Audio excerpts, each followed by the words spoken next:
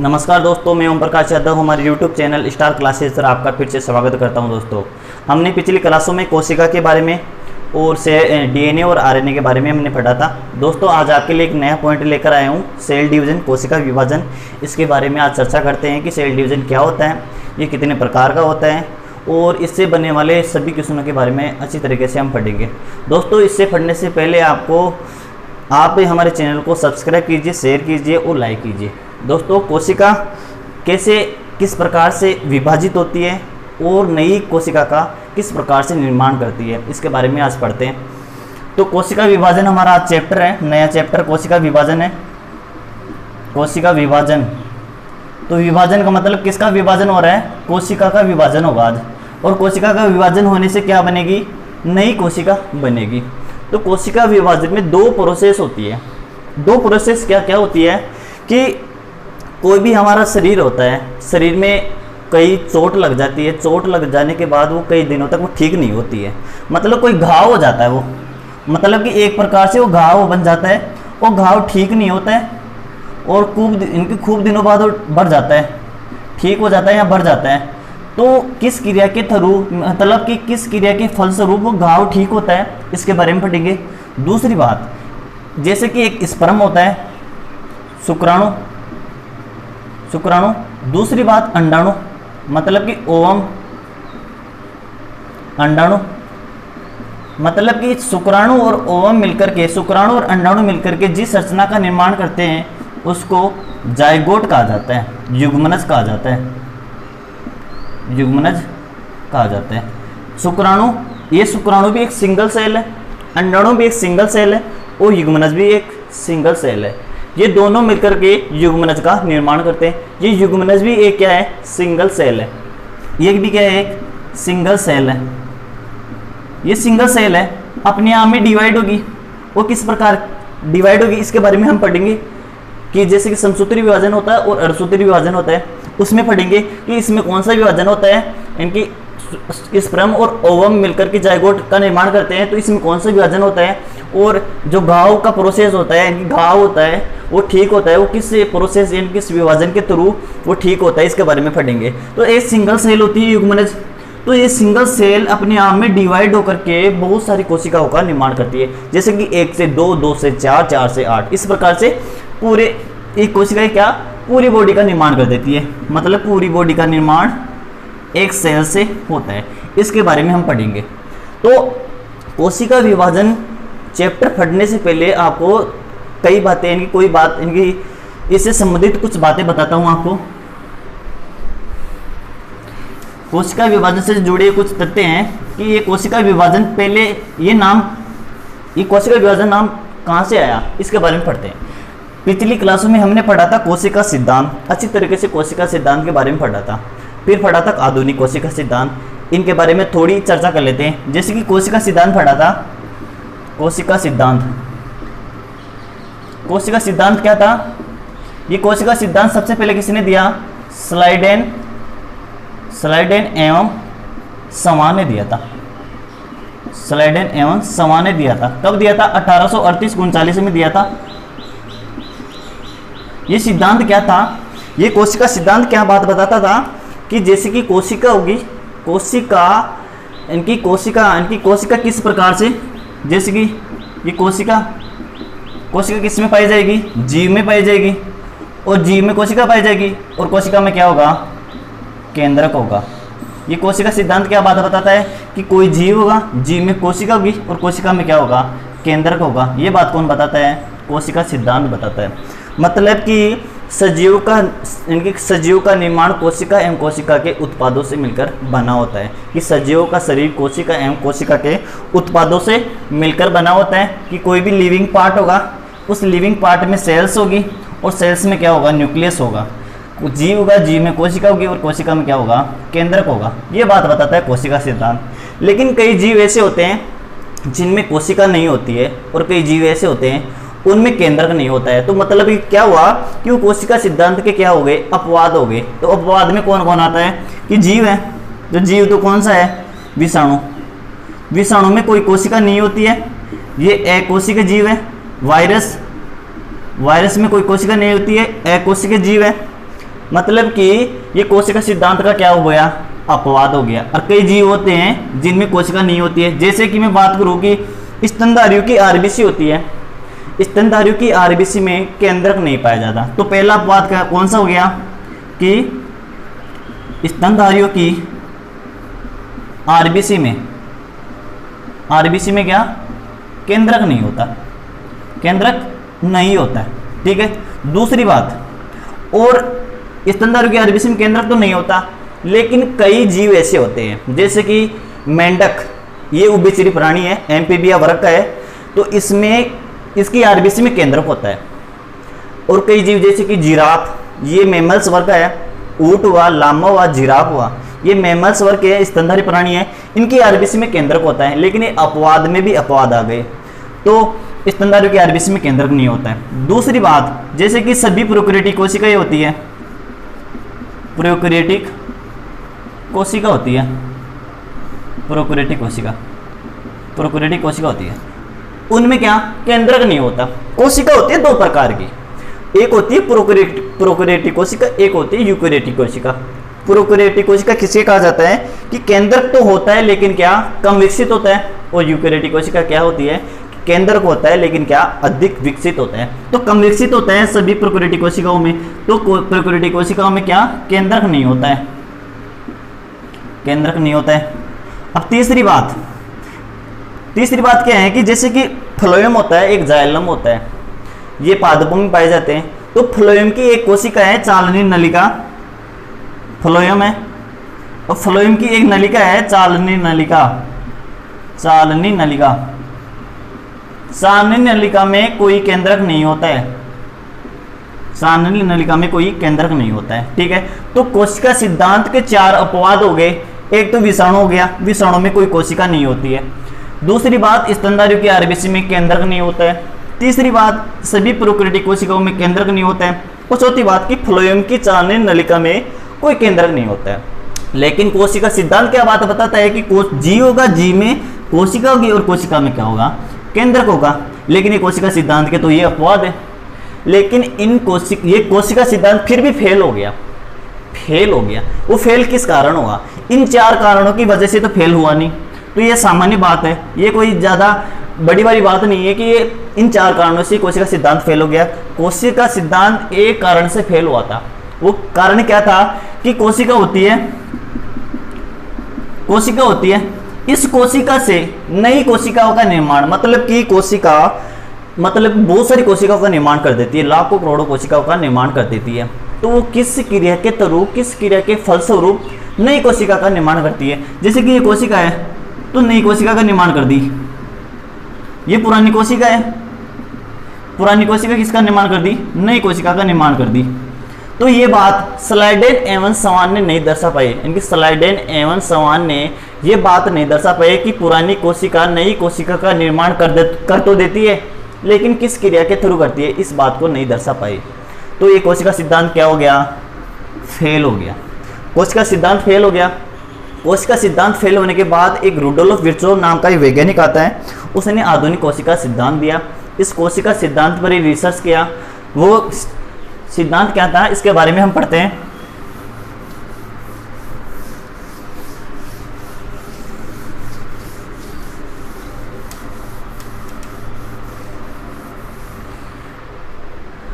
आधुनिक कोशिका सिद्धांत, ये कोशिका सिद्धांत पर ही था आधारित, आधुनिक कोशिका सिद्धांत। ये कब किसने दिया, रुडोल्फ विर्चोव ने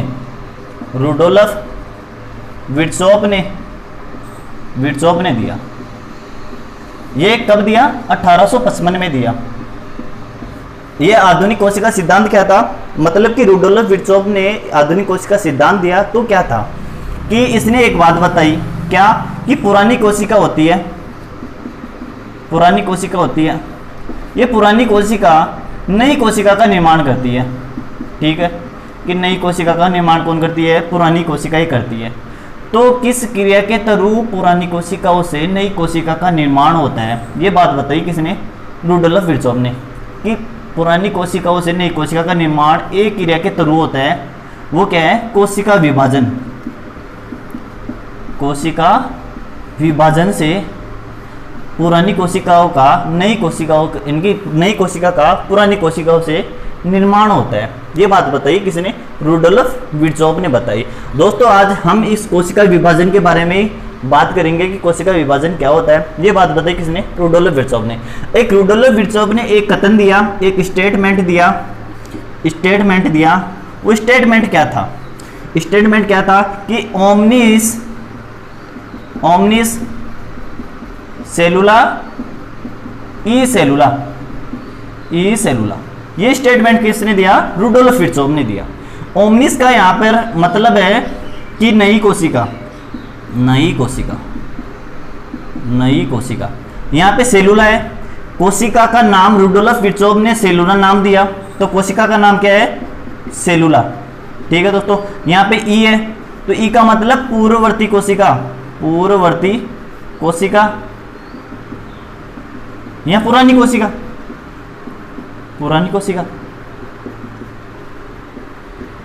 कोशिका। मतलब कि इस स्टेटमेंट से हम कह सकते हैं, इस कथन के माध्यम से हम कह सकते हैं कि पूर्ववर्ती कोशिका या पुरानी कोशिकाओं से नई कोशिका का निर्माण होता है। तो एग्जाम में क्वेश्चन किस तरह से आता है कि ये स्टेटमेंट दिया हुआ रहता है हमें कि ओमनिस सेलुला ई सेलुला, ये कथन किसका है, इन किस वैज्ञानिक का ये कथन है, तो हम बता सकते हैं कि रुडोल्फ विर्चोव का ये कथन है। तो दोस्तों आज हम कोशिका विभाजन के बारे में चर्चा करेंगे कि कोशिका विभाजन क्या होता है, इसके बारे में पढ़ेंगे।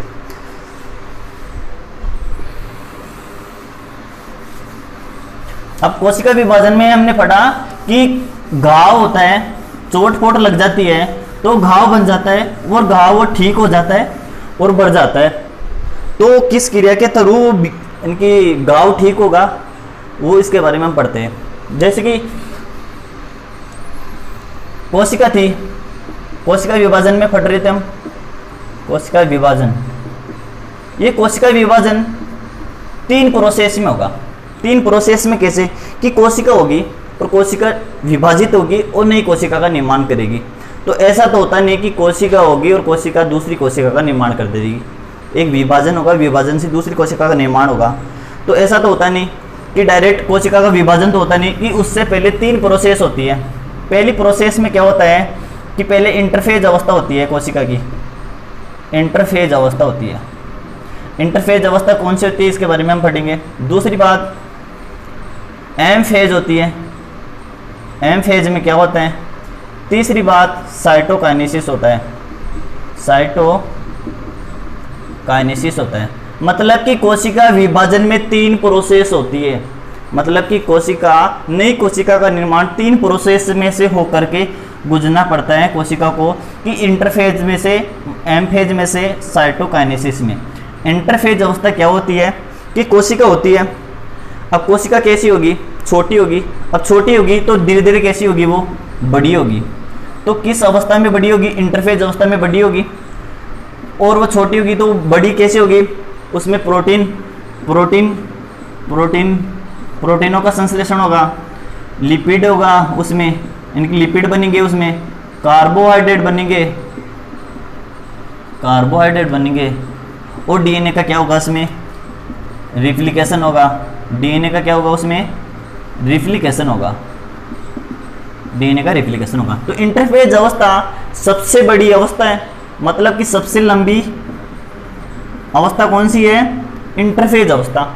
इसमें प्रोटीनों का निर्माण होगा, मतलब कोशिका में प्रोटीन बनेगी बड़ी मात्रा में, लिपिड बनेगा, कार्बोहाइड्रेट बनेगा, और डीएनए का रिप्लिकेशन होगा, डीएनए की कॉपी बनेगी। ठीक है दोस्तों, इस अवस्था में ये होगा। ये इंटरफेज अवस्था भी 3 प्रकार की होगी। इंटरफेज अवस्था भी 3 प्रकार की होती है। G1 फेज होती है, S फेज होती है, और G2 फेज होती है। अब उसके बारे में हम पढ़ेंगे थोड़ा, इसके बारे में बता देता हूँ कि एम फेज क्या होती है। एम फेज एक माइटोटिक फेज होती है। ये 3 प्रकार की होती है। एक प्रकार, तो फर्स्ट प्रकार है ए माइटोसिस, उसको असूत्री विभाजन कहा जाता है, असूत्री विभाजन कहा जाता है। दूसरा है माइटोसिस, इसको कहा जाता है समसूत्री विभाजन। तीसरा प्रकार आता है मियोसिस होता है, इसके बारे में पढ़ेंगे कि मियोसिस क्या होता है, अर्धसूत्री विभाजन होता है।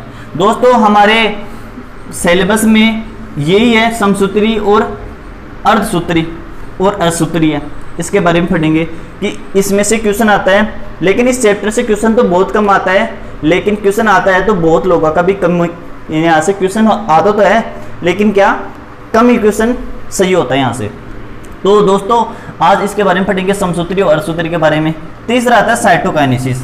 अब साइटोकाइनेसिस में क्या होगा कि यहाँ पे कोशिका बड़ी हो गई, प्रोटीन, लिपिड, कार्बोहाइड्रेट खा करके मोटी हो गई और लंबी अवस्था हो गई और डीएनए का रिप्लिकेशन हो गया और यहाँ पर क्या हो गया, विभाजन हो गया। यदि कोशिका में असूत्री विभाजन होता है, समसूत्री विभाजन भी होता है और अर्धसूत्री विभाजन भी होता है, अर्धसूत्री विभाजन भी होता है।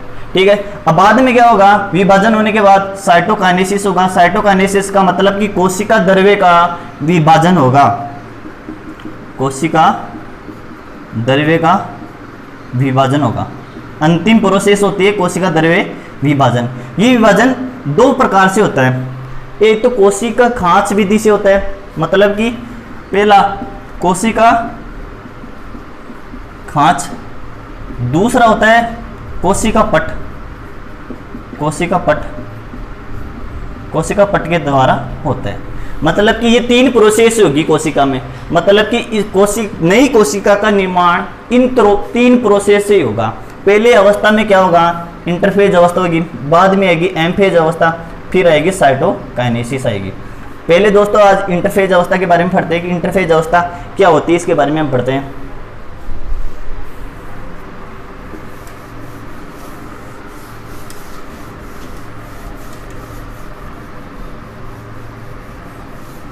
कि अभी पढ़ा कि इंटरफेज अवस्था सबसे बड़ी अवस्था है, सबसे लंबी अवस्था है। इसमें प्रोटीनों का निर्माण होता है, लिपिड का निर्माण होता है, कार्बोहाइड्रेट का निर्माण होता है और डीएनए का क्या, रिप्लिकेशन होता है। मैंने बताया कि ये अवस्था सबसे बड़ी अवस्था है। ये तीन प्रकार की होती है, तीन प्रकार की होती है। इसको एक हम डायग्राम के माध्यम से पढ़ते हैं कि ये कोशिका है, तो ये तीन चरणों में, यानी चार चरणों में पूर्ण होती है। चार चरण कैसे, जैसे कि इंटरफेज अवस्था, एक तो इंटरफेज अवस्था तीन प्रकार की होती है। एक G1 फेज होती है, दूसरी होती है S फेज होती है, तीसरी होती है G2 फेज होती है। बाद में कोशिका का डिवीजन हो रहा था, विभाजन हो रहा था, जिसमें से असूत्री, समसूत्री और अर्धसूत्री। तो वो समसूत्री भी चार प्रकार की होती है। चार प्रकार की कैसे, प्रोफेज अवस्था होती है उसकी, मेटाफेज, एनाफेज और टीलोफेज, ये चार अवस्था होती है। समसूत्री की भी चार अवस्था होती है और अर्धसूत्री की भी ये चार अवस्था होती है।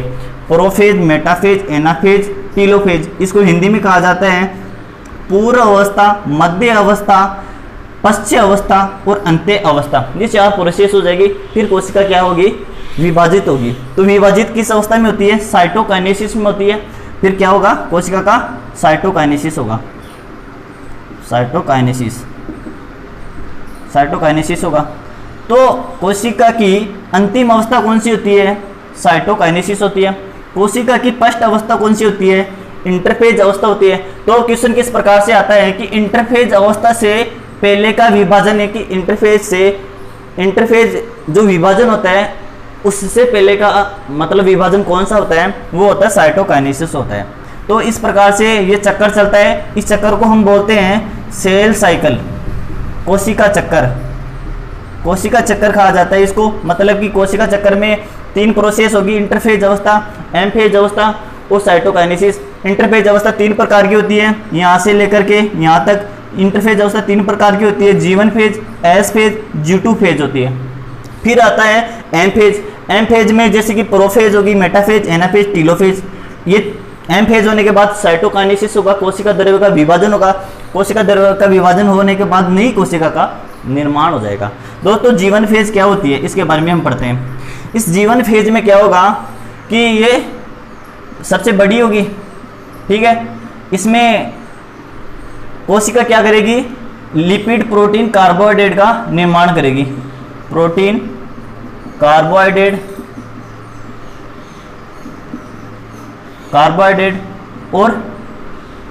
और लिपिड का क्या करेगी, निर्माण करेगी। चौथी बात आती है कि डीएनए का क्या करेगी, डीएनए इसमें क्या होता है, बिल्कुल एकदम शांत अवस्था में रहता है। यहाँ पे डीएनए क्या रहता है, शांत अवस्था में रहता है। इसमें डीएनए रिप्लिकेशन नहीं होता है, डीएनए की कॉपी नहीं बनती है। डीएनए मतलब कि एक शांत अवस्था में बैठा रहता है, एक सामान्य अवस्था में बैठा रहता है। डीएनए में कोई प्रकार से कुछ भी प्रकार से विभाजन नहीं होता है। ठीक है, तो ये जीवन फेज होगी। और जीवन फेज होने के बाद एस फेज होगी। एस फेज में क्या होगा, डीएनए का क्या हो जाएगा, रिप्लिकेशन हो जाएगा। डीएनए का क्या, रिप्लिकेशन हो जाएगा, रिप्लिकेशन हो जाएगा। अब रिप्लिकेशन होगा तो डीएनए की कॉपी बनेगी। तो डीएनए क्या होता है, पॉलीन्यूक्लियोटाइड होता है। पॉलीन्यूक्लियोटाइड होता है तो मतलब कि न्यूक्लियोटाइड पाए जाते हैं, बहुत सारे न्यूक्लियोटाइड। अन्यूक्लियोटाइडों पर क्या पाए जाते हैं, जीन पाए जाते हैं। तो डीएनए कैसा होता है, किस प्रकार, इस प्रकार से रहता है। तो डीएनए एक कुंडली के रूप में होता है, जुड़ा हुआ रहता है। तो डीएनए के न्यूक्लियोटाइडों को जोड़ने के लिए और तोड़ने के लिए दो एंजाइम होते हैं। तो डीएनए के कुंडलनों को या न्यूक्लियोटाइडों को जोड़ने के लिए और तोड़ने के लिए दो एंजाइम होते हैं। तोड़ने का कार्य किस एंजाइम का होता है, कि तोड़ने का कार्य किस एंजाइम का होता है, न्यूक्लियेज एंजाइम का। न्यूक्लियेज एक एंजाइम होता है, न्यूक्लियेज एक एंजाइम होता है। उसका होता है कि दो न्यूक्लियोटाइडों को तोड़ने का कार्य न्यूक्लियेज एंजाइम का होता है, और दो न्यूक्लियोटाइडों को आपस में जोड़ने का कार्य किसका होता है, पॉलीमरेज यानी डीएनए पॉलीमरेज का होता है। डीएनए पॉलीमरेज का होता है।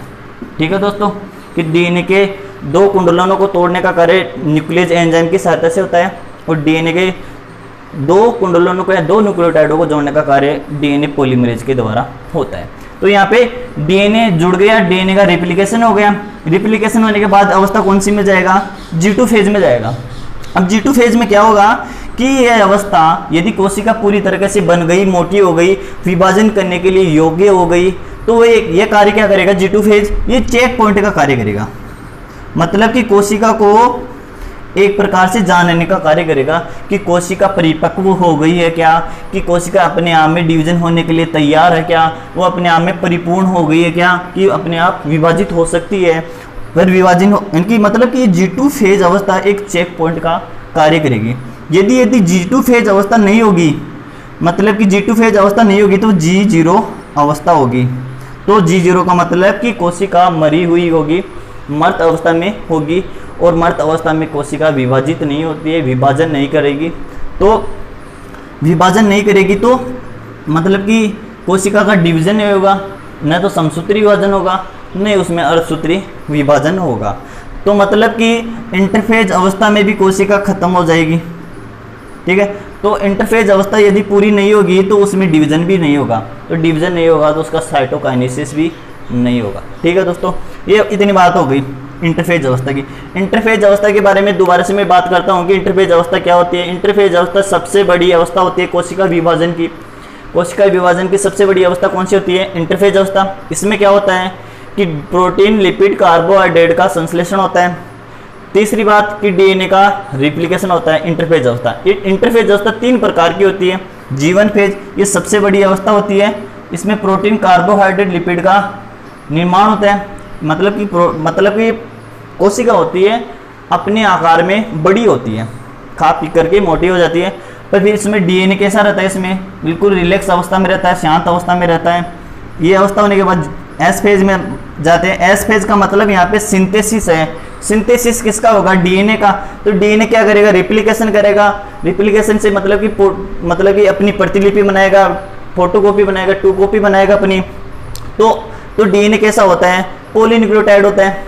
तो डीएनए कैसा होता है, पॉलीन्यूक्लियोटाइड होता है। मतलब कि बहुत सारे न्यूक्लियोटाइड मिलकर के जिस संरचना का निर्माण करते हैं उसको डीएनए कहा जाता है। ठीक है, तो डीएनए पॉलीन्यूक्लियोटाइड के रूप में होता है। तो 2 न्यूक्लियोटाइडों को जोड़ने का कार्य और तोड़ने का कार्य एंजाइम का होता है। तो तोड़ने का कार्य किस एंजाइम का होता है,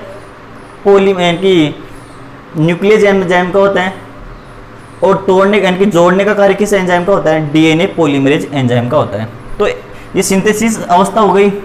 बाद में आती है G2 अवस्था। G2 अवस्था जीवन और एस फेज अवस्था को पहचानने का कार्य करती है, उसको जानने का कार्य करती है G2 अवस्था, कि ये विभाजन करने के लिए योग्य है या नहीं है ये कोशिका। ठीक है, इतना कार्य इंटरफेज अवस्था का होता है। इंटरफेज अवस्था के बाद में क्या होती है, विभाजन होता है। अब विभाजन मैंने बताया कि समसूत्री विभाजन होता है और अर्धसूत्री विभाजन होता है और असूत्री विभाजन होता है। इसके बारे में हम पढ़ते हैं।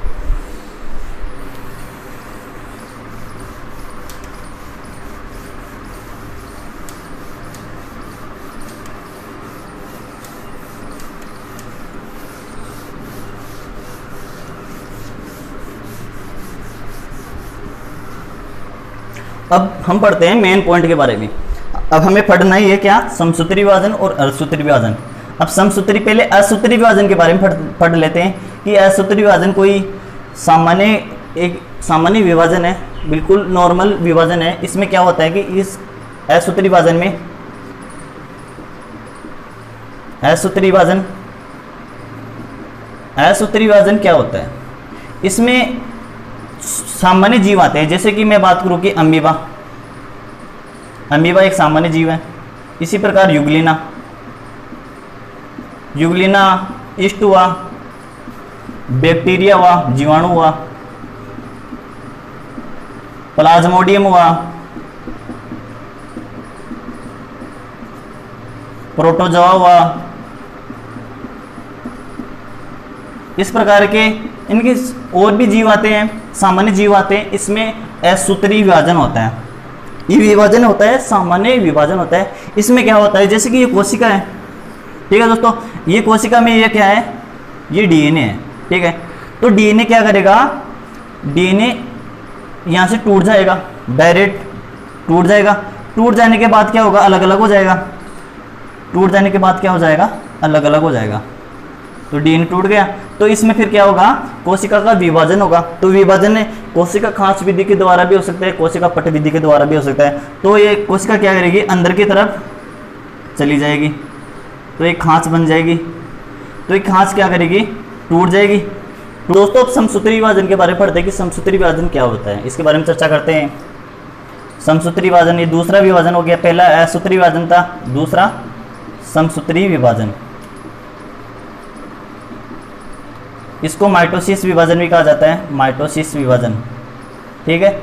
इस विभाजन में क्या होगा, यहाँ से नाम से निकल के आ रहा है कि सम मतलब सम्मान, सूत्र मतलब गुणसूत्र। तो गुणसूत्र क्या होंगे, सम्मान, गुणसूत्र सम्मान होंगे समसूत्री विभाजन में। मतलब कि जितने माता में गुणसूत्र है उतने गुणसूत्र संतति में गुणसूत्र होंगे। यदि मातर कोशिका या पितर कोशिका, मातर कोशिका या पितर कोशिका, मातर कोशिका से संतति कोशिकाओं का निर्माण होता है। जितने गुणसूत्र मातर कोशिका में होंगे उतने गुणसूत्र संतति कोशिका में होंगे। जैसे कि यदि मातर कोशिका में 46 गुणसूत्र है तो संतति कोशिका में गुणसूत्र 46 होंगे। मतलब गुणसूत्र की संख्या समान जाएगी। यदि ये कोशिका द्विगुणित है तो ये कोशिका भी कैसी होगी, द्विगुणित होगी। यदि ये कोशिका अगुणित है तो ये कोशिका भी कैसी होगी, अगुणित होगी, ठीक है। तो आनुवांशिक लक्षण भी सेम ही जाएंगे। इनकी आनुवांशिक लक्षण है जो माता में है, जो माता में आनुवांशिक लक्षण है वो आनुवांशिक लक्षण संतति कोशिका में जाएंगे। इनके आनुवांशिक लक्षणों का कोई परिवर्तन नहीं होगा, ठीक है। इस समसूत्री विभाजन में कौन सी कोशिकाएं भाग लेती है, सोमेटिक कोशिकाएं भाग लेती है, सोमेटिक कोशिकाएं भाग लेती है, सेल्स भाग लेती है। सोमेटिक कोशिकाओं का मतलब होता है कि कायिक कोशिकाएं भाग लेती हैं या देहिक कोशिकाएं भाग लेती है। इसमें समसूत्री विभाजन में कायिक कोशिकाएं भाग लेती हैं या देहिक कोशिकाएं भाग लेती है, ठीक है दोस्तों। तो मैंने फर्स्ट बार इनकी फटाने से पहले एक बात बताई थी कि जैसे कि कोई चोट लग जाती है तो चोट लगने जाने के बाद वो घाव हो जाता है, तो घाव अपने आप धीरे धीरे ठीक हो जाता है। तो किस क्रिया के थ्रू होता है, वो समसूत्री विभाजन के थ्रू होता है। वो क्या है, कायिक कोशिका ही है। मतलब कि वो देहिक कोशिका है, शरीर का बाहर का भाग है, वो एक कायिक कोशिका है। वो अपने आप विभाजित होकर के नई कोशिकाएं विभाजित होकर के पुरानी कोशिकाओं से विभाजित होकर के नई कोशिकाओं का निर्माण हो जाता है। इसी प्रकार वो घाव ठीक हो जाता है, ठीक है दोस्तों। तो घाव किस क्रिया के थ्रू ठीक होता है, समसूत्री विभाजन के थ्रू होता है। और द्विगुणित अगुणित कोशिकाएं मातृ कोशिका में पाई जाएगी तो संतति कोशिका में भी पाई जाएगी। ठीक है, जितने गुणसूत्र मातृ कोशिका में होंगे उतने गुणसूत्र संतति कोशिका में होंगे। तीसरी बात, समसूत्री विभाजन में कौन सी कोशिकाएं भाग लेती है? कायिक कोशिकाएं या दयिक कोशिकाएं भाग लेती है। ये समसूत्री विभाजन होता है 4 प्रोसेस में होता है। 4 प्रोसेस कौन कौन सी होती है? जैसे कि प्रोफेज अवस्था हो गई, मेटाफेज अवस्था, एनाफेज अवस्था और टीलोफेज अवस्था होती है। पहली अवस्था कौन सी होती है? प्रोफेज अवस्था, प्रोफेज अवस्था, मेटाफेज अवस्था। तीसरी है एनाफेज अवस्था, टीलोफेज अवस्था। एग्जाम में इतना क्वेश्चन डीप नहीं पड़ता है, क्वेश्चन इतना डीप से नहीं आता, लेकिन आपको ध्यान रखना है यहाँ से कि इनका क्रम पूछ लेता है कभी कभार कि ये क्रम, इनकी पहले मेटाफेज अवस्था आती है, पहले एनाफेज अवस्था आती है या प्रोफेज अवस्था आती है। इनका क्रम फिक्स होता है, पहले प्रोफेज अवस्था आएगी, बाद में मेटाफेज आएगी, फिर एनाफेज, फिर टीलोफेज। मतलब कि गुणसूत्र हो गए किस प्रकार से तो डिवीजन करेंगे, किस प्रकार से मध्य अवस्था में आएंगे, फिर नई कोशिका का निर्माण किस अवस्था में, टीलोफेज अवस्था में होता है, लास्ट में टीलोफेज अवस्था। प्रोफेज अवस्था का मतलब होता है पूर्व अवस्था, पूर्व अवस्था, प्रथम अवस्था, कोशिका विभाजन की प्रथम अवस्था। दूसरी आती है मध्य अवस्था, मध्य अवस्था। मध्य अवस्था के बाद आता है पश्च अवस्था, पश्च अवस्था मतलब कि अंतिम अवस्था से पहले जो अवस्था होगी, जो पश्च अवस्था होगी, ये कौन सी हो गई? अंत्य अवस्था, अंत्य अवस्था हो गई। ठीक है दोस्तों, ये 4 प्रोसेस होती है। इस 4 प्रोसेस होने के बाद क्या होगा? नई कोशिका का निर्माण होगा। मतलब कि समसूत्री विभाजन होने के बाद क्या होगा? ये विभाजन हो गया 4 प्रोसेस में। प्रोसेस में होने के बाद क्या होगा? कोशिका का साइटोकाइनेसिस होगा, और साइटोकाइनेसिस होने के बाद अपने आप इनकी एक कोशिका 2 कोशिकाओं में अपने आप बढ़ जाएगी। ठीक है, तो इसे थोड़ा थोड़ा इसके बारे में थोड़ा जान लेते हैं कि प्रोफेज अवस्था में क्या होता है। कि प्रोफेज अवस्था में गुणसूत्र होंगे कोशिका के अंदर, गुथी हुई अवस्था में रहेंगे। तो इस अवस्था में गुणसूत्र दिखाई देने लग जाते हैं, लंबे लंबे दिखाई देने लग जाते हैं। ठीक है, और इसमें कोशिका के अंदर केंद्रक होता है और केंद्रक झिल्ली भी होती है। इस पूर्व अवस्था में केंद्रक और केंद्रक झिल्ली धीरे धीरे समाप्त होती जाती है, लुप्त होती जाती है, और धीरे धीरे ध्रुवों का निर्माण होता जाता है, और गुणसूत्र कैसे दिखाई देने लग जाते हैं? लंबे दिखाई देने लग जाते हैं। ठीक है, बाद में आती है मेटाफेज अवस्था। मेटाफेज अवस्था में गुणसूत्र क्या करेंगे? जैसे कि लंबे हो गए थे प्रोफेज अवस्था में, फिर क्या करेंगे? गुणसूत्र मध्य में आ जाएंगे। एक क्रोमेटिड है नाम।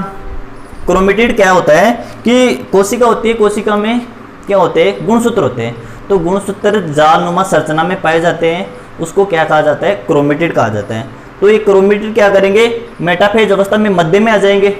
मतलब कि ये कोशिका है, ठीक है, तो गुणसूत्र कैसे? मध्य में आ जाएंगे इस प्रकार,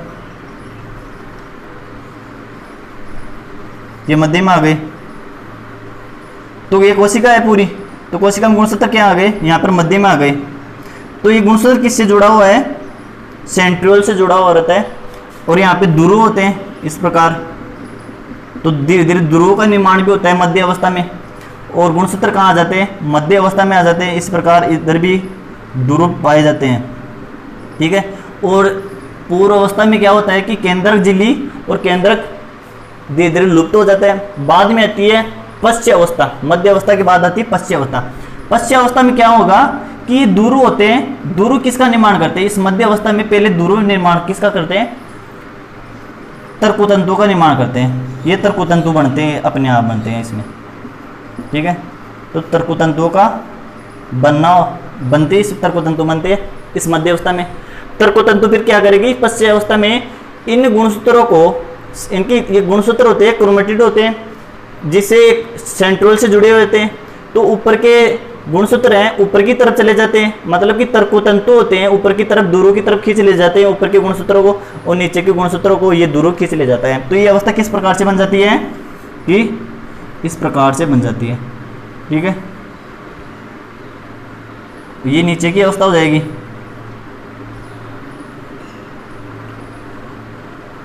ठीक है, तो यहाँ पे ध्रुव हो गए। तो यहाँ पे गुणसूत्र अलग हो गया, और आकृति कैसी बन जाएगी? एनाफेज में वी शेप बन जाएगी या जे शेप बन जाएगी। ठीक है, और दूरों की तरफ क्या चले जाते हैं, क्रोमेटिड चले जाते हैं, इधर क्रोमेटिड दूरों की तरफ चले जाते हैं। ठीक है, तो ये पश्य अवस्था होगी। पश्य अवस्था के बाद आती है अंत्य अवस्था। अंत्य अवस्था में क्या होते हैं कि धीरे धीरे केंद्रक और केंद्रक झिल्ली का निर्माण होता है और ये गुणसूत्र क्या करते हैं, आपस में संघनित हो जाते हैं, संघनित हो जाते हैं। ये टीलोफेज अवस्था होगी। टीलोफेज अवस्था के बाद आता है हमारा साइटोकाइनेसिस, मतलब कि कोशिका द्रव्य का विभाजन होगा। ये चौथी अवस्था में क्या होगा, अंत्य अवस्था में, कि ये कोशिका होगी। कोशिका में धीरे धीरे क्या बन जाएगा, वापस जालनुमा संरचना का निर्माण हो जाएगा। ये दूसरा जालनुमा संरचना का केंद्र का निर्माण हो जाएगा इसी प्रकार। तो साइटोकाइनेसिस में क्या होगा कि कोशिका द्रव्य का विभाजन होगा। इस प्रकार ये कोशिका द्रव्य क्या करेगी, एक खांच का निर्माण करेगी। ठीक है, तो खांच का निर्माण हो जाएगा। तो खांच का निर्माण हो जाने के बाद ये कोशिका एक ऊपर की तरफ नई कोशिका और नीचे की तरफ नई कोशिका का निर्माण हो जाएगा। मतलब कि समसूत्री विभाजन में एक कोशिका से दो कोशिकाओं का निर्माण होता है। तो एक कोशिका से दो कोशिकाओं का निर्माण किस विभाजन के थ्रू होता है, समसूत्री विभाजन के थ्रू होता है। इस समसूत्री विभाजन कौन सी कोशिकाएं भाग लेती है, सोमेटिक कोशिकाएं भाग लेती है, कायिक कोशिकाएं या देहिक कोशिकाएं भाग लेती है। और जो घाव होता है ठीक होता है वो समसूत्री विभाजन के थ्रू ठीक होता है। जितने गुणसूत्र माता में होंगे उतने गुणसूत्र संतति कोशिका में होंगे। ठीक है, ये समसूत्री विभाजन में होता है। अब पढ़ते हैं दोस्तों अर्धसूत्री विभाजन के बारे में कि अर्धसूत्री विभाजन क्या होता है।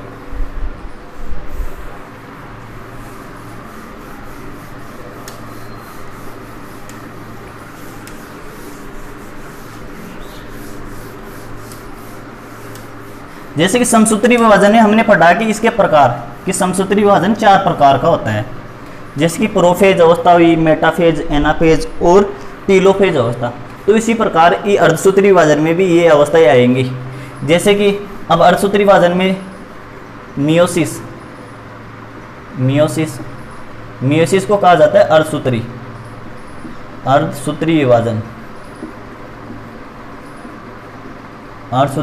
विभाजन।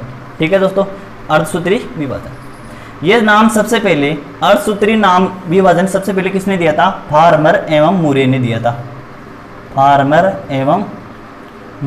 दिया था। ठीक है दोस्तों, और इसकी खोज सबसे पहले किसने की थी, स्टार्सबर्गर ने की थी। स्टार्सबर्गर ने इसकी खोज की थी। ठीक है, और कोशिका विभाजन की खोज किसने की थी, रुडोल्फ विर्चोव ने की थी। क्योंकि पुरानी कोशिकाओं से नई कोशिका का निर्माण किसके द्वारा होता है, कोशिका विभाजन के थ्रू होता है। तो ये बात किसने बताई थी, रुडोल्फ विर्चोव ने बताई थी। और मियोसिस की खोज किसने की, स्टार्सबर्गर ने। और अर्धसूत्री विभाजन इनकी अर्धसूत्री नाम सबसे पहले किसने दिया, फार्मर एवं मूरे ने दिया। एक पढ़ा था दोस्तों असूत्री विभाजन। अभी असूत्री विभाजन की खोज सबसे किसने की थी, सबसे पहले असूत्री विभाजन की खोज सबसे पहले किसने की थी, रॉबर्ट रिमेक ने की थी। रॉबर्ट रिमेक ने क्या की थी, असूत्री विभाजन की खोज की थी। अब समसूत्री विभाजन की खोज सबसे पहले किसने की, स्टार्सबर्गर ने की। ठीक है दोस्तों, इतनी बात पढ़ लिया। अब बात करते हैं अर्धसूत्री विभाजन के बारे में कि अर्धसूत्री विभाजन क्या होता है। कि अर्धसूत्री विभाजन में 2 युग्मक भाग लेंगे। 2 युग्मक कौन कौन से, जैसे कि शुक्राणु और एक अंडाणु होता है। तो ये 2 युग्मक हो गए। तो ये 2 युग्मक मिलकर के जिस संरचना का निर्माण करते हैं उसको युग्मनज कहा जाता है। मतलब कि आधे गुणसूत्र इसके आएंगे और आधे गुणसूत्र इसके आएंगे। ठीक है, मतलब कि आधे गुणसूत्र इसके और आधे गुणसूत्र इसके मिलकर के युग्मनज का निर्माण करते हैं। ठीक है, और इसमें कौन सी कोशिकाएं भाग लेती है, ओनली द्विगुणित अगुणित कोशिकाएं भाग लेती है। और इसमें क्या होता है, अर्धसूत्री विभाजन में एक कोशिका से 4 कोशिकाओं का निर्माण होता है। 4 कोशिकाओं का निर्माण होता है। ठीक है, तो 4 कोशिकाएं निर्माण हो गई, 4 कोशिकाओं का निर्माण हो गया। और समसूत्री विभाजन में क्या हो रहा था, एक कोशिका से 2 कोशिका को निर्माण। और अर्धसूत्री विभाजन में क्या हो रहा है कि एक कोशिका से 4 कोशिका का निर्माण होता है। तो वो किस प्रकार से होता है इसके बारे में बताता हूँ कि ये 46 गुणसूत्र होते हैं। 46 गुणसूत्र में से 23 हो गए। अब इसमें भी विभाजन होगा तो ये 23 वापस बढ़ जाएंगे। 23 बढ़ गए तो 4 कोशिकाओं का निर्माण हो गया कि एक कोशिका से 4 कोशिका का निर्माण हो गया। तो इस अर्धसूत्री विभाजन होता है 2 प्रकार का, कि अर्धसूत्री विभाजन होता है 2 प्रकार का।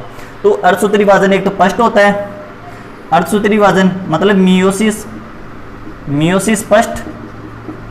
मियोसिस स्पष्ट में क्या होगा कि एक कोशिका से दो कोशिका का निर्माण होगा। अब मियोसिस सेकंड में क्या होगा कि ये दो कोशिका है अपने आप वापस डिवीजन होगी, तो उस डिवीजन के स्वरूप क्या होगा कि और कोशिकाओं का निर्माण होगा, तो इसमें मियोसिस सेकंड हो गया, मियोसिस सेकंड हो गया। ठीक है, तो अर्धसूत्री विभाजन में दो चक्कर होते हैं, दो विभाजन होते हैं।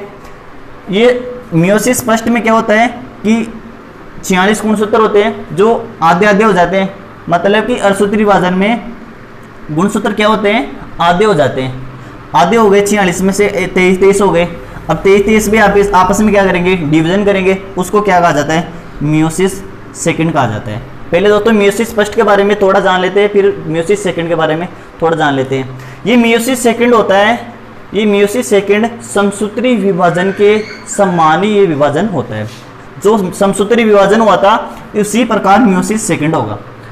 थोड़ा इसके बारे में बता देता हूँ कि मियोसिस फर्स्ट में कौन कौन सी अवस्थाएं आती है, इसके बारे में बता देता हूँ। एग्जाम में तो इतना पूछा नहीं जाता, लेकिन आपको ध्यान रखने के लिए थोड़ा जरूरी होता है।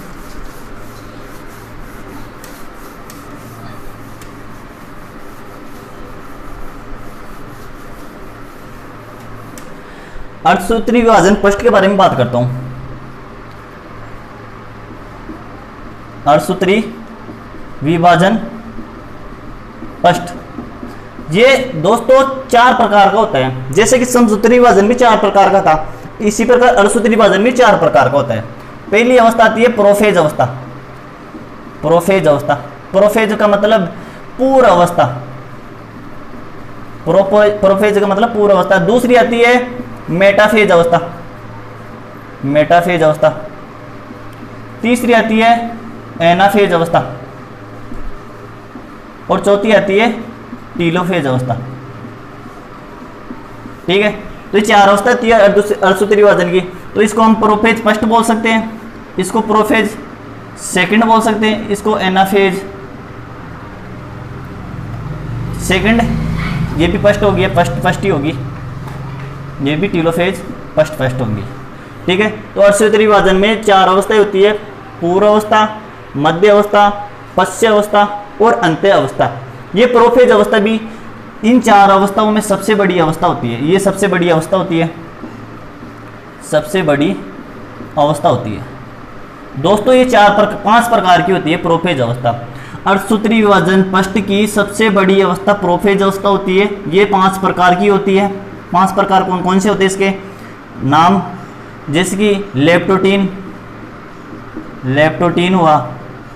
दूसरी है जाइगोटीन, जाइगोटीन। ठीक है, तीसरी आती है पेकाइटिन या पेकिटिन और फोर्थ आती है डिप्लोटीन, डिप्लोटीन और 5 आती है डाइकाइनेसिस, डाइकाइनेसिस। ये 5 प्रकार होते हैं इस प्रोफेज अवस्था के। ये लेप्टोटीन, जाइगोटीन, पेकिटिन, डिप्लोटीन और डाइकाइनेसिस। ये प्रोफेज सबसे बड़ी अवस्था होती है। इसमें किस प्रकार से गुणसूत्र बनते हैं, किस प्रकार से क्रोमेटिड अपनी अवस्थाएं बदलते हैं, डायरेक्ट इसमें से क्वेश्चन आता है। किस प्रकार से आता है, लेप्टोटीन अवस्था में गुणसूत्र कैसे दिखाई देते हैं, लंबे दिखाई देने लग जाते हैं।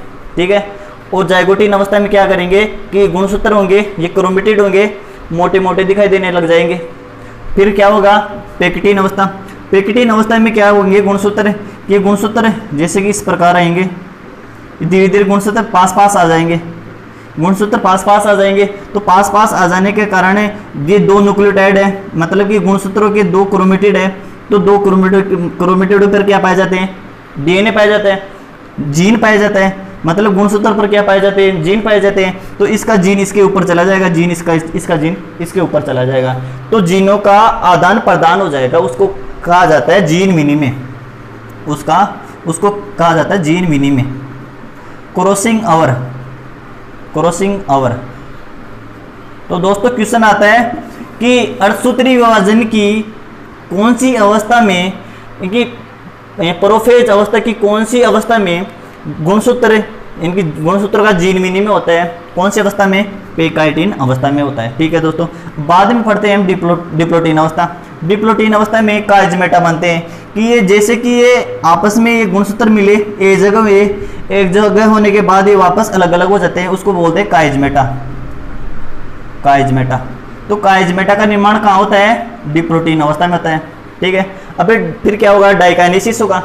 डाइकाइनेसिस में क्या होंगे कि गुणसूत्रों में क्या होगा कि फिर केंद्रक और केंद्रक झिल्ली क्या होगी, लुप्त हो जाएगी, दूरों का निर्माण हो जाएगा, तर्कोतंतुओं का निर्माण हो जाएगा। किस अवस्था में, डाइकाइनेसिस अवस्था में। फिर क्या होगा, हमारा प्रोफेज अवस्था पूरी हो जाएगी, फिर आएगी मेटाफेज अवस्था। मेटाफेज अवस्था में फिर क्या होंगे, गुणसूत्र क्या होंगे, मध्य में आ जाएंगे, मध्य पटलिका पर आ जाएंगे। मध्य पटलिका पर आ जाने के बाद क्या होगा, एनाफेज अवस्था आएगी। एनाफेज अवस्था में क्या करेंगे कि गुणसूत्र होंगे अलग अलग हो जाएंगे, दूरों की तरफ चले जाएंगे तर्कोतंतुओं की सहायता से। ठीक है, और तर्कोतंतुओं का निर्माण किसके द्वारा होता है, तारकाय के द्वारा होता है। ठीक है दोस्तों, फिर एनाफेज अवस्था में कहाँ चले गए, गुणसूत्र दूरों की तरफ चले गए। और टीलोफेज अवस्था में क्या करेंगे, फिर वही अवस्था आ जाएगी जैसे कि समसूत्री विभाजन में हुआ था कि केंद्रक वापस बन जाएगा, केंद्रक का वापस बन जाएगा, केंद्र झिल्ली वापस बन जाएगी और केंद्रिका भी वापस बन जाएगी। और फिर क्या होगा, उसका साइटोकाइनेसिस होगा। मतलब कि टीलोफेज अवस्था के बाद कौन सी अवस्था आती है, साइटोकाइनेसिस आती है। साइटोकाइनेसिस आती है। साइटोकाइनेसिस का मतलब कोशिका द्रव्य का विभाजन होगा। अब कोशिका द्रव्य का विभाजन होने के बाद नई कोशिका का निर्माण हो जाएगा, नई कोशिका का निर्माण हो जाता है। तो अर्धसूत्री विभाजन में आनुवांशिक लक्षणों का आदान प्रदान होता है, एक बात हुई। दूसरी बात, अर्धसूत्री विभाजन में दो विभाजन होते हैं, मियोसिस फर्स्ट और मियोसिस सेकंड होता है। तीसरी बात कि मियोसिस यानी कि अर्धसूत्री विभाजन में एक कोशिका से 4 कोशिकाओं का निर्माण होता है। ठीक है दोस्तों, तीसरी बात है कि इसमें प्रोफेज अवस्था होती है अर्धसूत्री विभाजन की, ये सबसे बड़ी अवस्था होती है। इसमें 5 अवस्थाएं होती है, इनका क्रम याद रखना, पहले लेप्टोटीन आएगी, फिर जाइगोटीन, पेकिटीन, डिप्लोटीन और डाइकाइनेसिस होगी। जीन विनिमय इनकी प्रोफेज फर्स्ट की कौन सी अवस्था में जीन विनिमय होता है, पेकिटीन अवस्था में। काइजमेटा किस में बनते हैं, डिप्लोटीन अवस्था में। ठीक है दोस्तों, और गुणसूत्र मध्य में कौन सी अवस्था में पाए जाते हैं, मध्य पटलिका पर पाए जाएंगे। इसी प्रकार एनाफेज होगी, फिर टीलोफेज होगी, फिर साइटोकाइनेसिस हो जाएगा, कोशिका द्रव्य का विभाजन हो जाएगा, मतलब कि कोशिका डिवाइड हो जाएगी। ये हो गया अर्धसूत्री विभाजन फर्स्ट। इसी प्रकार अर्धसूत्री विभाजन सेकंड होता है, वो समसूत्री विभाजन की तरह, इनकी जैसे कि समसूत्री विभाजन होता है उसी प्रकार अर्धसूत्री विभाजन सेकंड होता है। ठीक है दोस्तों, इतना हो गया दोस्तों। आज की क्लास यहीं समाप्त होती है और हमारे चैनल को दोस्तों सब्सक्राइब कीजिए, शेयर कीजिए और लाइक कीजिए। थैंक यू दोस्तों।